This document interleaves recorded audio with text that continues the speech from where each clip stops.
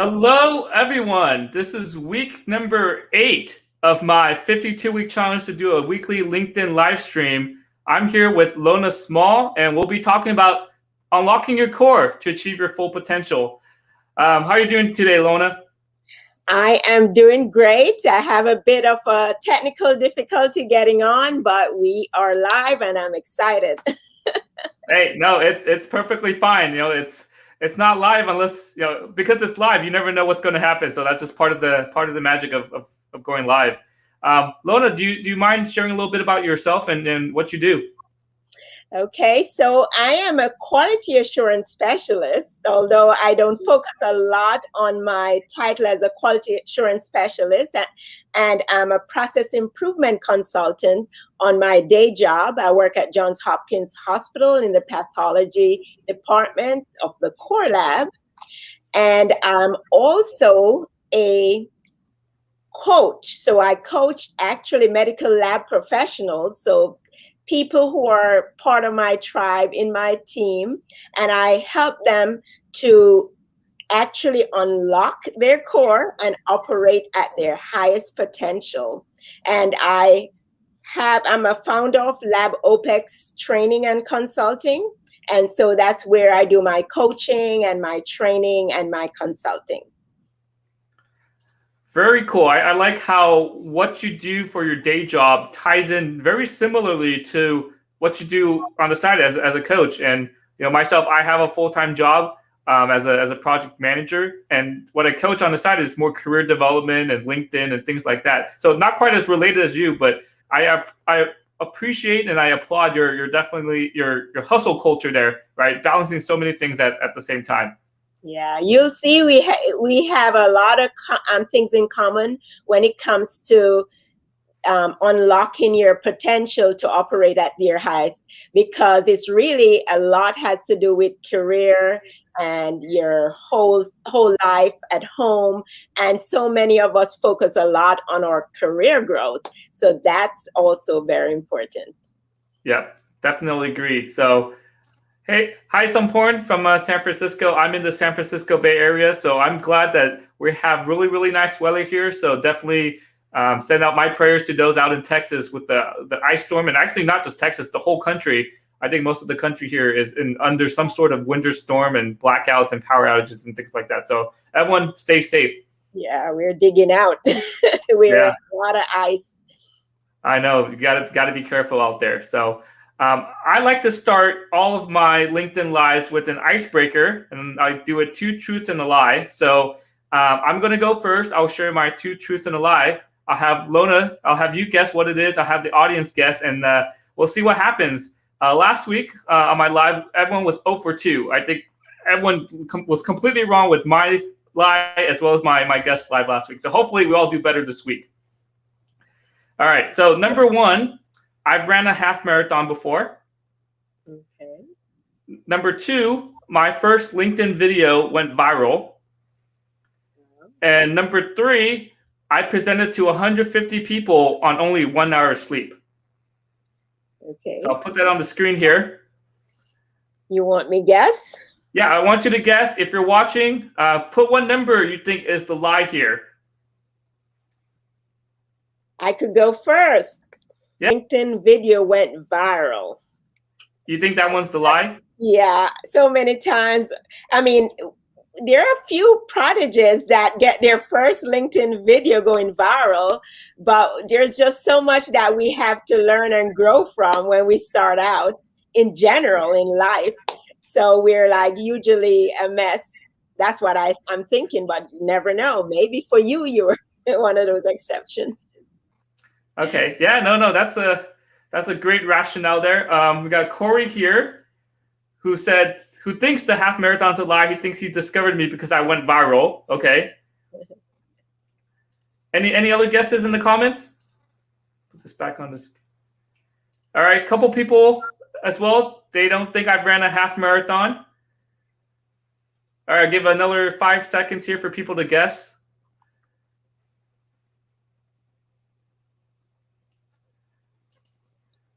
Okay, I'll put this back on the screen, and I can say I'm glad that someone got it right. So Lona, you did get it right. My first LinkedIn video definitely did not go viral. I don't think any of my videos have ever gone viral. I think the most views I've ever gotten on one was maybe like 3,000 or 4,000 views. Wait, no. Wait, let me take that back. Yeah, maybe 3,000 or 4,000 views. So definitely not my very first video. That one probably only got like 50 views, to be honest. But yeah, no, I've ran a half marathon. I did that in 2018. And I have presented to 150 people on an hour's sleep because my flight got delayed and basically the hotel couldn't even give me a room. So I slept on the couch at the hotel. So, but I was able to present literally like 4 hours later on just 1 hour sleep. So that's my 2 truths and a lie. Corey, sorry, come back next week and let's try again. But this is why I like to do this icebreaker here. So. All right, Lona, do you want me to just show your 2 truths and a lie on the screen here, or do you want to? I'm gonna show it. All right, so go ahead, Lona. I'll let you share your 2 truths and a lie. Yeah, I always wanted to be a coach, and I worked as a librarian, and I taught at a historically Black college. Okay, so again, with everyone in the comments, guess which one of these 3 is Lona's lie? Oh man! So earlier you said you're doing lab training, coaching, working in those type of sorry, what type of company did you work at, or do you work at? At the hospital, pathology department in the core lab. Okay, so that's totally different than being a coach. Totally different than being a librarian. This is a tough one. My guess is number 1. I'll let other people guess first before I share my reasoning. Let's see. So I can't see. So my guess is number 1 because just like you, I am also a coach. I have a full-time job, and for me, I don't think I always wanted to be a coach. I think this just came up within the last year or so. So that's my guess. A couple people in the comments here think the coach is a lie. Diane thinks librarian number 2 is a lie, and then I believe this is. I'm trying to look at the comments here. I got number 1, and Corey. Let's hope you get this one right. You're thinking number 1, but you're going to say number 3 is false. That Lona did not teach at a historically Black college. So I'll put this back on the screen here. So Lona, which one of these is your lie? Which one is a lie number 1? You got it. Yes. Yes, that came upon me with time. Although I had tendencies, and I'll probably tell you a few stories. But yes, I worked as a librarian. That was my first job out of high school. And I wouldn't say it's a librarian because that's coming out of high school, you're really not a librarian. So, but it was funny that it was a local library in a small community, and I was the only one there. So I managed the library just coming out of high school. And yes, I taught at Howard University. After I graduated, they asked me to stay back to teach. So I was a tutor at Howard University, although I didn't want to, no, that's not my thing. They try to, you could be a professor. They try to coach me to stay. I didn't realize that I had a natural thing to train, but other people saw that in me. So yeah, thanks for sharing that, Corey. Yes, trust your instincts here. But thank you for participating. So I guess let's start discussing our topic here about unlocking your core. I think the first question a lot of people want to ask is, well, how do you unlock your core? Right. So that's something for me that was a discovery too, because I remember as a medical lab professional, a lot of people, even you, were like, where is it that you work? So working in the lab, not many people know about us. And even though many of us want to work in healthcare, at first I wanted to be a doctor, and I happened to find out about medical lab professionals. So these are people who work in the lab, do all the testing. So any test you can think of that the doctor order, whether you have cancer, diabetes, thyroid, Of course, COVID, you're getting a little visibility, but all of that is sent to the lab, tested, and the report goes to the doctor where they make the diagnosis. And many of the time, the actual diagnosis sometimes goes to the doctor, but it's a group of people behind the scenes. And so many introverts who like want to help patient, but don't want to be out there, with the patient, but they want to contribute, they work in the lab. And I remember one day I was with friends, one was a doctor, one was a nurse, who were having dinner, and they started to discuss a diagnosis. Of course, we studied the depth of diagnosis because we're actually diagnostic. And my friend was a doctor, turned to the nurse and said, "You would know what I'm talking about." And that was an ouch moment for me. And I didn't expect it from a friend. I've seen it a lot. And it kind of put me on that journey to discover how could we still be visible, even though we're contribute with so much, we're hidden. What are some of the things? And I went on that journey. And then after I went through that journey, I started trying to help other medical lab professionals who feel as if they should be hidden. And even some people want not to be hidden. They want to have an impact.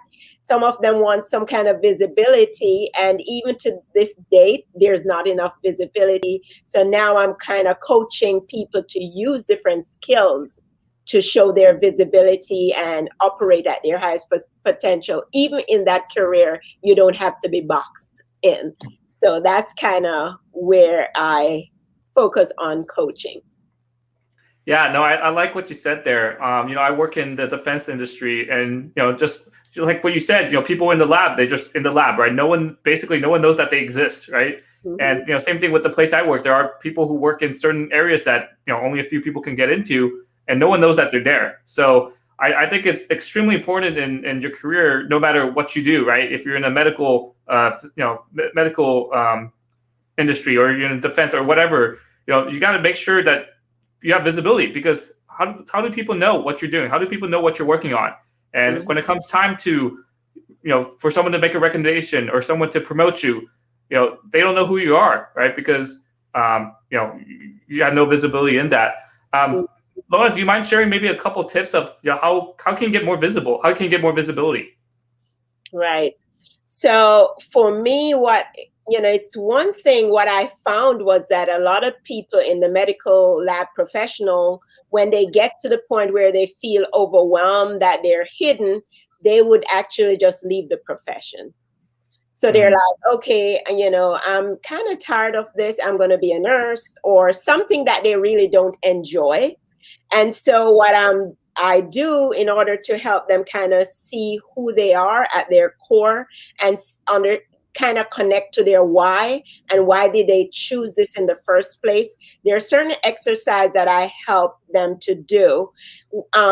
So it's important to understand your value, what you stand for, like what is it that I really want to contribute. It's not what somebody else is doing.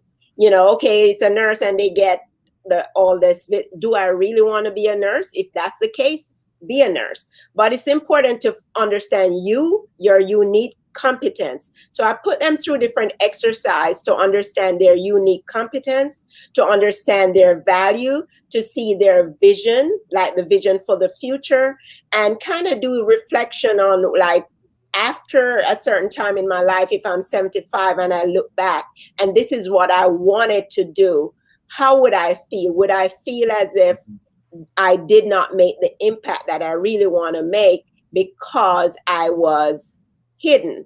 And then I also help them with tools to collaborate with other healthcare workers, to demonstrate the value that they bring. So I'm into project management, process improvement. So I work across disciplines. And so because I've learned those tools, I go back to help them. And the first thing I do is start with baby steps.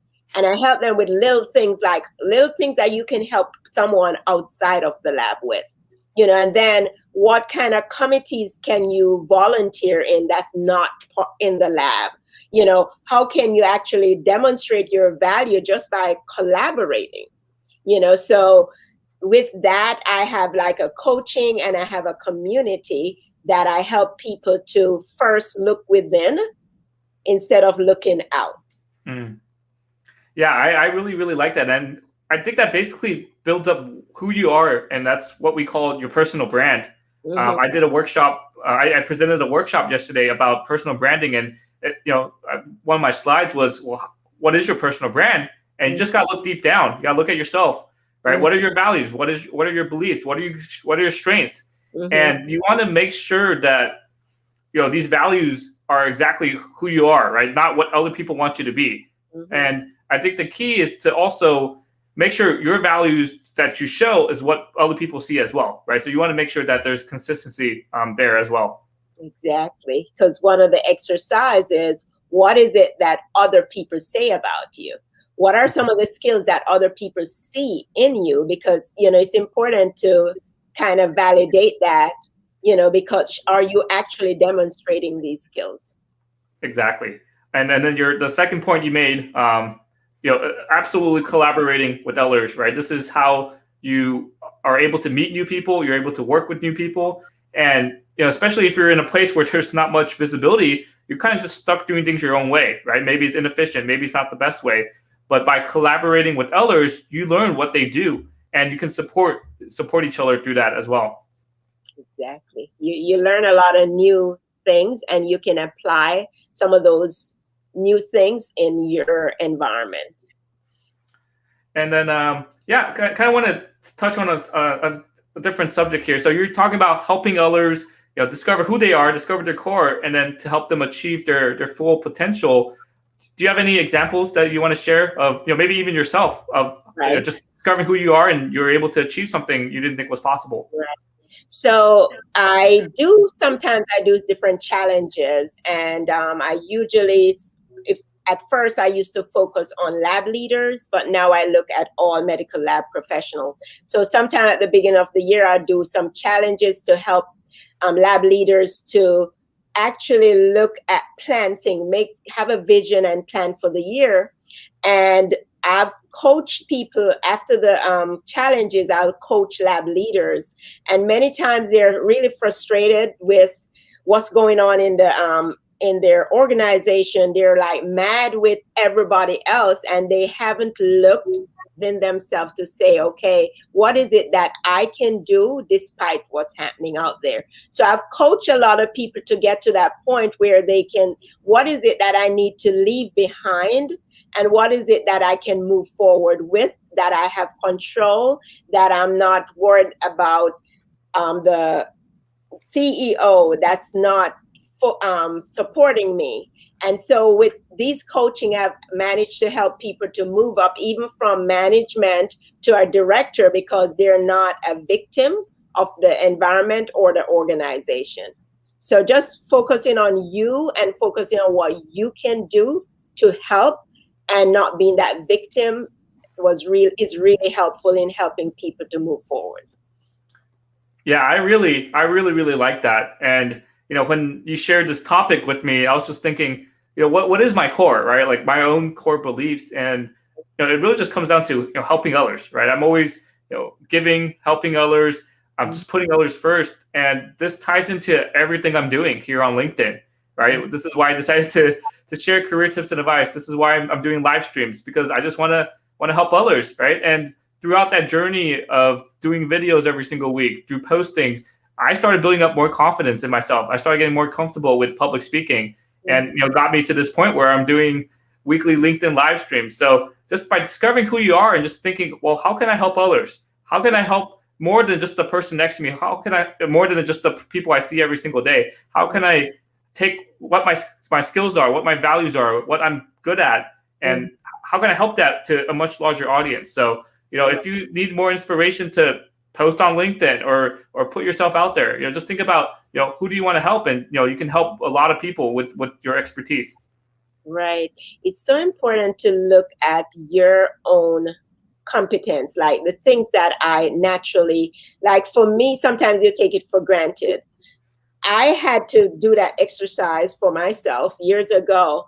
And then I realized, oh, I love to actually help people. I love to empower. I love to look at the underdog and help them so they know they can do it too. And the big focus on the lab is almost like the underdog.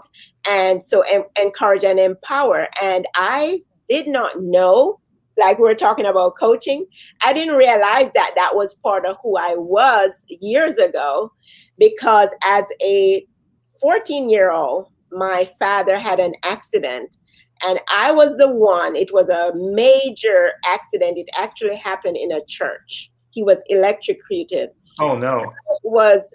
I was actually 12. And as a 12-year-old, I was walking around encouraging the 50-year-olds and the 60-year-olds that were crying and telling them everything's going to be okay. And I should have been that child that would be crying, but I didn't realize it's like sometimes you have that natural thing that you can use to benefit others. And that's naturally that I have to encourage, to empower, to let people know that they can do it.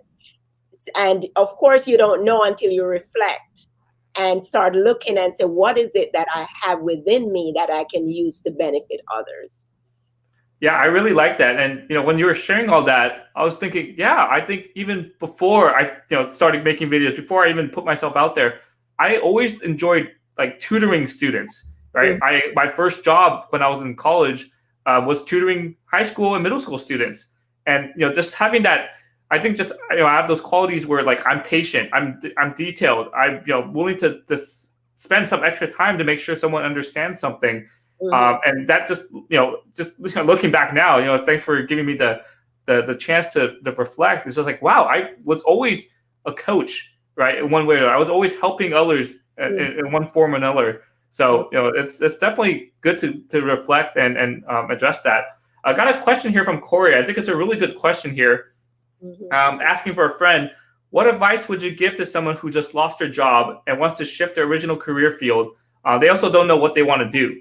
So, Lona, I'll let you go first, and maybe I can share my take right after. Yeah, I think like what I was mentioning is to really spend some quiet time, and do some reflection. Like some of the questions I would ask myself while I'm doing the reflection, I'd mention like, what would people, or even my boss, or even somebody who don't even like me, what would they say about me? What are some of the skills that they would say that I'm really good at? And write that down. And then think about what are some of the things that I really enjoy doing. Write that down. And think about like, what are some of the skills that I took the time to develop? Like for me, I'm not good at public speaking, presentation, but I took that time to develop because it was important. I did project management as training because I realized that was important. So look back at all of that you had, and then what is it that I'm curious about? So just write all of that down and see if there's anything common among all of that, and say, okay, this is what I'm curious about. This is what I really love to do, and start thinking in that direction. Yeah, Lona, I've seen that sort of, I guess, like a three-way Venn diagram, right? It's like, hey, what you want to do, what you really enjoy doing, what's your passion, and then what are your values? And they're just like, you just find that intersection. And when college students or people reach out to me and they say, hey, like I'm thinking about switching majors, or I don't know what I want to do, after I graduate. So I ask them, what makes you happy, right? Don't think about, does this job pay me more, or what's the salary for this one? Just think about what makes you happy, and figure out, hey, what do you enjoy doing, and that would make you happy. Because when you go to a job, and who cares if it pays a lot? If you hate your job, if it's long hours, if it's you just dread going to work, then that's terrible. No matter how much you get paid. So you want to find a job, find a position, find a major that you really want to do, right? Not what your parents want you to do, not what your friends want you to do, but what yourself really want to do, and that's where your values come from. Right. Yep. So thank you for the question, Corey, and thank you so much for the comment here, Edward. This is what Lona and I do. We help others. And Edward does the same. And then Corey sharing Corey's comment here. His friend and himself meet twice a week and discussing our values and how to grow. So I think, yeah, by having that open, honest conversation, it's really great that you're there for your friend there, Corey. Just being that resource for someone, because a lot of people who are struggling, especially in these challenging times, they think they're just struggling by themselves, right? And I think just by forming that sense of community, like what Lona's doing with their coaching group, forming this community, people who have the same goals, and you can share with each other and motivate each other and inspire each other. And I really, really like what you're doing there, Corey. So it's just help those who need help, and be that person who listens, be that person who helps them and provides them actionable advice, and so they can get what they want. Any other questions here? Lona, is there anything else you want to add to the conversation here?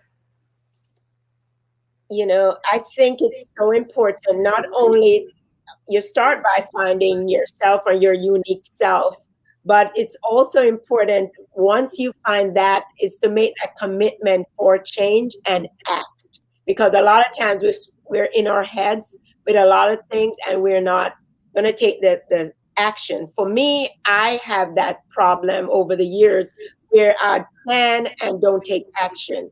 So it's important to take action, even if you haven't figured it out enough, because you're probably not going to figure it out until you start doing and then experiencing and then trying to make these adjustments, because eventually you're probably going to make some adjustments.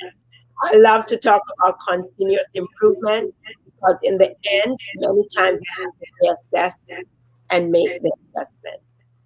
Yeah, I 100% agree with that. Right?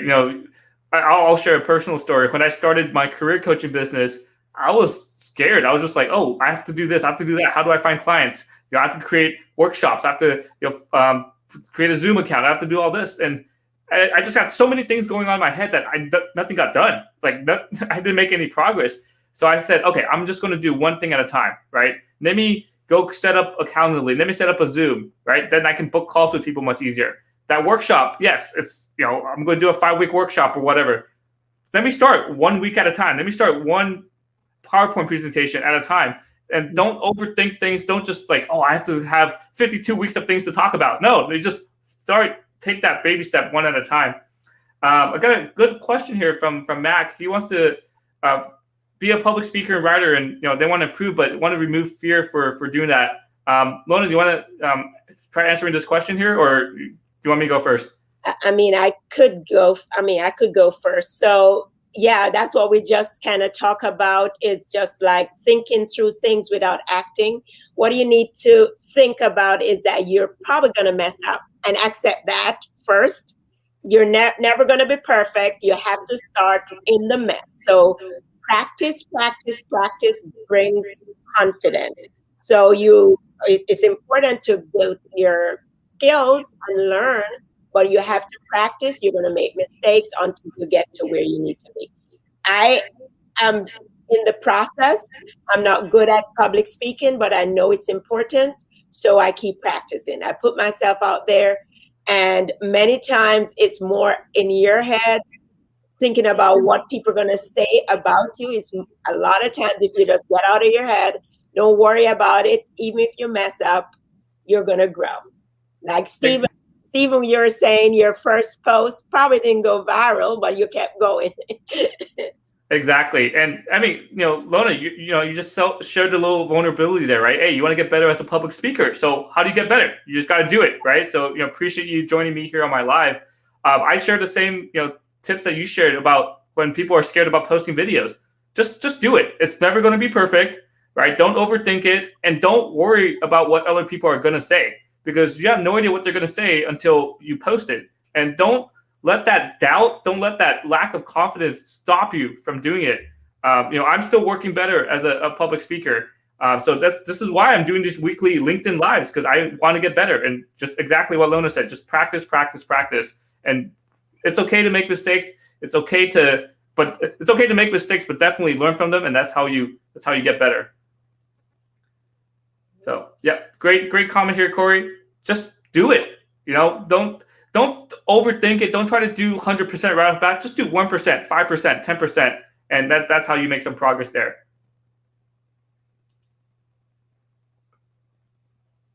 Yep, definitely, Corey. Ask others, ask your closest friends who know that you won't take offense to what they say. Ask them, what are my values, and see if it agrees with what you're saying. Yep, and Edward got it right off, right on the head. Analysis paralysis is real. Just do it. Learn as you go. Mm-hmm. So Lona, near the very end here of our live stream, thank you for joining me. I just want to give you a minute or two for you to share your plug or something you're working on, any possible workshops, things like that. Give you the floor here. Yeah, so I'm getting ready to start a community. As I say, it's so important to get support from each other. So I'm starting a Lab Growth Academy community. So it's a community of medical lab professionals who want to grow. And there are people at different levels, different stages that can help each other. Even though I'm there to guide and to train, just having that community and that support is important. So that's getting ready. I'm getting ready for that. And anybody can find it on my website, lonasmall.com. Yeah, let me put that up there. So this is Lona's LinkedIn profile. I'm going to add in your website. What was it again? lonasmall.com? Yes. And I'm getting ready to do a full week of live just to tell people more about the community. So yeah, make sure you all connect with Lona. Go check out her website. She has really, really good training material, as we talked about earlier here. So I'm going to make my plug for next week. I have my next LinkedIn Live next Friday at 9 a.m. Pacific time, not 5 p.m. So it's going to be a morning time here. And I have Adrian Trumbo on, and he is also a career coach. Just like all of us here. It seems like I bring on a lot of coaches here. And we'll be talking about how to develop a growth mindset. How do you grow in your career? And it's very similar to what we talked about today, about figuring out what your values are and working to improve it. So, yeah, thank you so much, Lona, for joining my live. We did have some technical difficulties at the beginning, but hey, that's the beauty of live. It's never... Just like we said earlier, it's never going to be perfect. So you just got to roll with it and you learn from that experience. Thanks so much, Stephen. It was fun. Yep. And thank you, everyone, for watching this live, or if you're watching the replay. Appreciate all the comments coming in. And thank you for all the great questions as well. So thank you so much again, Lona, for your time here. Learned a lot from you. Definitely more inspired from you. And a lot of great lessons from our live here. So thank you, everyone, and enjoy the rest of your evening.